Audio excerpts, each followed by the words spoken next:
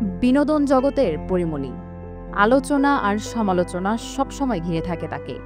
আর সম্প্রতি উত্তরায় বিমান দুর্ঘটনার পরে প্যানিক অ্যাটাকের শিকার হয়েছেন পরিমণি। রাতেই তাকে ভর্তি করা হয় এভারকেয়ার হাসপাতালে। সোশ্যাল মিডিয়ার এক পোস্টে পরিমণি বলেন, আগুনে একটা ট্রমা আমার ছোটবেলা থেকেই আছে। দুর্ঘটনায় ছোটদের পোড়া ছবি দেখে খুব খারাপভাবে প্যানিক অ্যাটাক হয়, এমনকি রাতে হাসপাতালে ভর্তি হতে হয়।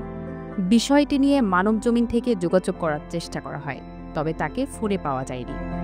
২২ জুলাই মঙ্গলবার দুপুরে হাসপাতাল থেকে দেয়া এক ফেসবুক স্ট্যাটাসেই বিষয়টি নিশ্চিত করেছেন এই অভিনেত্রী, যেখানে তিনি জানান আগে থেকেই আগুনের প্রতি এক ধরনের ভয় রয়েছে তার, কিন্তু উত্তরার ঘটনা এতটাই প্রভাবিত করেছে যে শেষ পর্যন্ত তাকে হাসপাতালে ভর্তি হতে হয়েছে। পরিমণি আরও লেখেন, বুকের ভেতর ধড়ফড় করে শুধু। আহারে, এই শোক ওই মায়েরা কিভাবে সহ্য করবে।